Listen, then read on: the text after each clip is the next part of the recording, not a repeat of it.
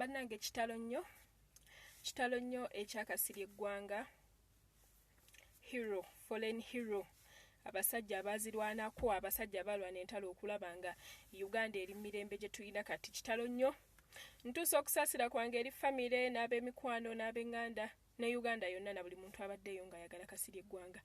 Kitalo nnyo, kunyola kw'amaanyi. Era Heroes Day yetukute tetuli bulungi.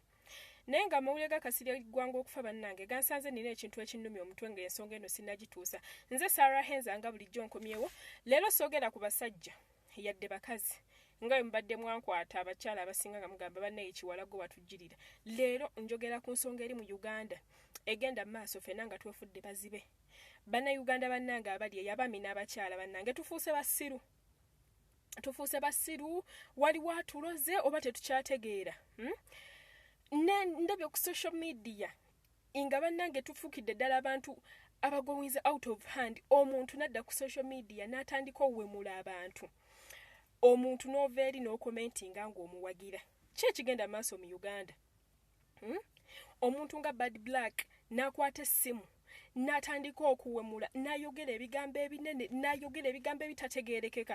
Bannange ne tudda ku social media ne tutandika okubira abantu ng'ab'engalo. As if that is not enough.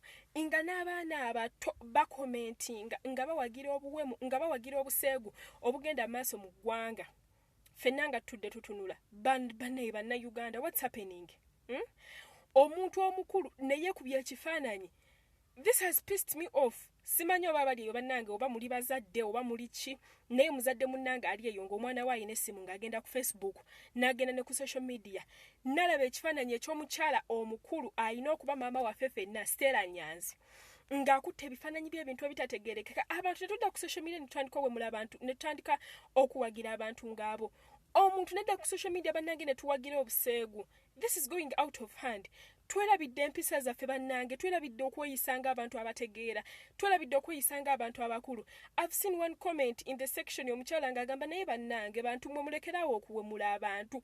Abantu ne bamuvuma ssebo, ne bamugamba yeesonyiwa abantu, ne bamugamba ddembe lyabwe. Tetuganye ddembe lyabwe. Naye gwomuntu oli eyo ogenda kuwagira obwo obuseegu n'obusirusiru bugende maaso mu ggwanga. Naawe odde ku social media. Imagine omuntu okeera ku makya n'oteekako datawo. 1,300 for example. Leero ku makya n'oteekako data 1,300. N'ogenda ku page y'omuntu gw'omanya awemula n'olaba video nga kuliko ba viewers 1,300. Naye ng'omuntu oyo talina kyayogera okuggyako okuwemula ebigambo ebinene bwe biti. Mazima n'okwata essimu yo n'okomentinga n'oseka n'osanyuka n'oteekako ne bu emoji obukuba mu ngalo. Are we serious? Bannange, are we serious? Omwana wo kati walaba ekintu ng'ekyo najja ku makya n'akuvuma ekigambo kyalabye ku social media ng'okwata omugongo omukuba. These are cases happening. Omuzadde akwata omwana n'amukuba emiggo n'amukuba kiboko ng'amugamba lwaki ayogedde ebyo ebigambo, naye ng'omuzadde adda ku social media naye n'awagira obuseegu ngwebwe. I know some of you are going to react back in all ways you're going to do. Naye this is like nkuba omulanga. Mwenna abali eyo nga mukyalimu amma obuntu bulamu. Kati kanjogere n'abantu abakyalimu obuntu bulamu, n'abakyalimu entegera, n'abakyalimu empisa, n'abakyalimu Katonda, n'abakyalimu eddiini. Let's not allow these people ruin social media. Let's not give them platforms. Kuliko abaana, kuliko abantu abakulu. Mazima omuntu n'agowinga live n'afuna viewers egisukka n'emitwalo 10, naye ng'abantu bonna balaba obuseegu, naye nga basanyuka, nga basharinga n'okusharinga. Kale birabo bikomyeyo.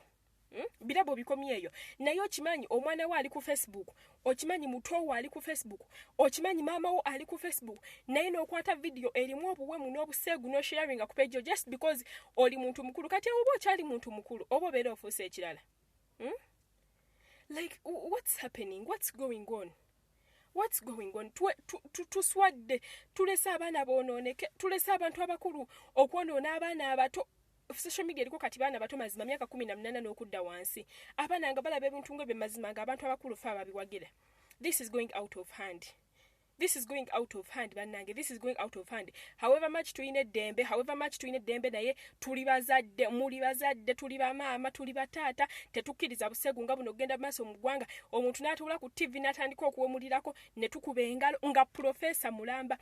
professor eyasoma ebitabo ne bamutikira n'afuna ne degree ne masters n'asomesa ne ku university Makerere n'akeera ku macha n'ajjayo ebifaananyi ng'ebyo bya postinga n'ebigambo ebinene n'agobererwako n'abantu abalala. Badblack n'aggulawo olutalo n'omuwala simanyanga yaani ne batandika okuvuma ne batandika okwomula nga kuliko abantu emitwalo nga 10 mwenna nga mwagira buseego. What are you going to tell your children? What are you going to tell these kids when they ask you these words? What are you going to explain to them? Ogenda bulira otyo omwana nti okuvuma n'okuwomula kibi. This is going out of hand. Naye nga kitalo nnyo ekyakasirya eggwanga, however much ndi munyiivu ate sinze nzeko omunyiivu kubanga abantu bangi tunyiize. Naye tewali ayogera kubanga mwenna mwagala abantu okubaagala. Tewali ayogera nze kanjogere. This is going out of hand. Such should stop. Nze Sarah Henza, follow me on Facebook, Twitter, Instagram and YouTube. Mubeere bulungi.